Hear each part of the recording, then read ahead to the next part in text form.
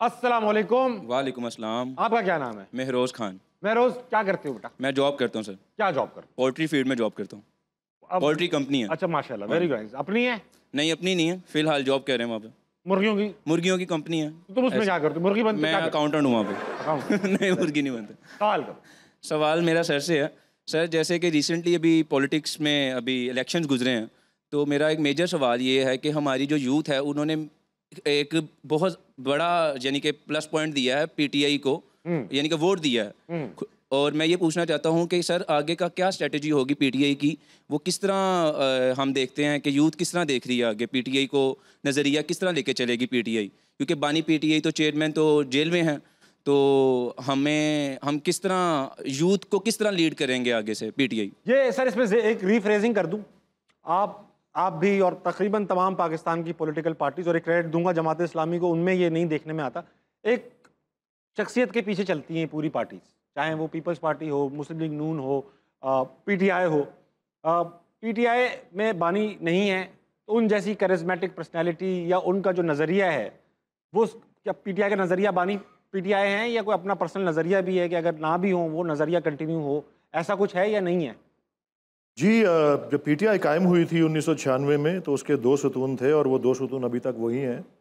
Number एक कि हमें करप्शन से, बदउनवानी से पाक निज़ाम चाहिए, और नंबर दो कि ताकतवर और कमज़ोर को कानून की निगाहों में बराबर करना है। ये नहीं है कि ताकतवर के लिए कानून कुछ और है और कमज़ोर के लिए जो कानून कुछ और है।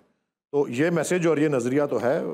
शख्सियात जो हैं वो तो बदल सकती हैं और बदलती रहती हैं, लेकिन हमारे जो बड़े सग़ीर में एक पैटर्न पाया जाता है वो यही है, ये पूरे बड़े सग़ीर में है, बहुत से हमारे सार्क कंट्रीज़ जो हैं जी, कि पॉलिटिक्स जो है वो पर्सनैलिटीज़, डायनेस्टिक में तो उन्होंने कन्वर्ट कर दिया कुछ फैमिलीज़ ने उनको। मतलब कि बीजेपी कोई डायनेस्टी नहीं है, लेकिन कांग्रेस डायनेस्टी है। बिल्कुल ऐसे ही। इसी तरह पाकिस्तान में पीएमएल-एन और पीपीपी डायनेस्टीज़ हैं, लेकिन पीटीआई डायनेस्टी। पीटीआई में फिर क्या होगा? फॉर एग्जांपल खान साहब, सबने एक दिन जाना है, मैंने जाना है, आपने जाना है, खान साहब खुदा ना खास्ता नहीं रहे, फिर रिटायरमेंट ले ली, पॉलिटिक्स में ही नहीं रहे, फिर पीटीआई रहेगी या सब चले जाएंगे? बिल्कुल रहेगी जी। अच्छा, आप लोग सारे बैठे हुए, खान साहब ना होते पीटीआई के बानी तो आप वोट करते?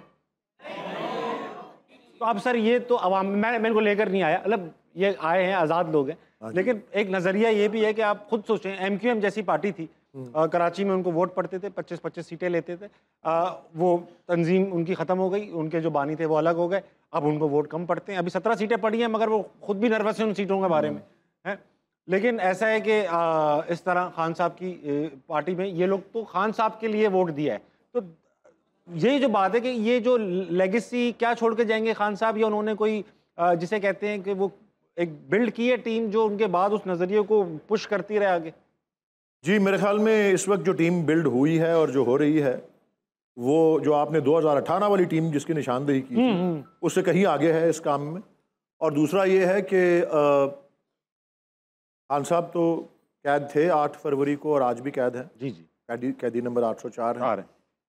लेकिन पीटीआई की एक पूरी टीम थी जिसने 21वीं सदी के तमाम तर वसाइल को और टेक्नोलॉजी को बरूए कार लाते हुए ये तो है सर, किस बात को यकीनी बनाया, और सिर्फ उन्होंने नहीं यकीनी बनाया, वोटर्स ने भी यकीनी बनाया। हाँ बिल्कुल सही बात। क्या कि उम्मीदवार को वोटर तक रसाई किस तरह हासिल होगी, बेहतरीन काम किया ये, और वोटर को उम्मीदवार तक रसाई किस तरह हासिल होगी। क्योंकि मैं 8 फरवरी को फील्ड में था, लाहौर में ही था, लेकिन काफ़ी लाहौर के हिस्सों में गया और मैंने देखा वोटर्स किस तरह वोट देने आ रहे हैं। हाँ। और किस तरह जब सेलुलर मोबाइल सर्विस बंद थी, हाँ। इंटरनेट सर्विस बंद थी, उसके बावजूद किस तरह से वाईफाई से आसपास के घरों से कनेक्ट करके लोगों ने खोज निकाला कि कहाँ कौन सा और कितने मिसलीडिंग जो थे, कितने गुमराह कुन बैलेट पेपर के ऊपर इस तरह से मिलते जुलते, यानी कि हर हथकंडा इस्तेमाल हुआ, लेकिन उसको भी अबूर करके लोग आगे आए। तो उस दिन नम थी ये मट्टी, बिल्कुल थी जी, लेकिन उसको बाकायदा पूरे जिसे कहते हैं ना पूरे फुल जोबन पे जा करके ना उसको मस्ख या डिस्टॉर्ट भी किया गया है। अच्छा, ये तो मैं एक क्रेडिट दूंगा सर आप लोगों को। एक तो इतने नामुनासिब हालात में इतना बड़ा वोटर टर्नआउट, हाँ जी। और जो 4 करोड़ एक्स्ट्रा वोटर निकला है लास्ट ईयर से, वो मेरे ख्याल से वही सारा पीटीआई का नया वोटर था। और जिस तरह से आप लोगों ने पाबंदियों के बावजूद इतने मल्टीपल, आज तक इतनी फॉर्म 47, 45 का नहीं पता था हम लोग, मुझे खुद पता नहीं था, लेकिन इतनी अवेयरनेस, पॉलिटिकल अवेयरनेस जिस तरह आवाम को पीटीआई की वजह से मिली है, that credit goes to you guys. बहुत अच्छी बात है, हमें जरूरत भी थी।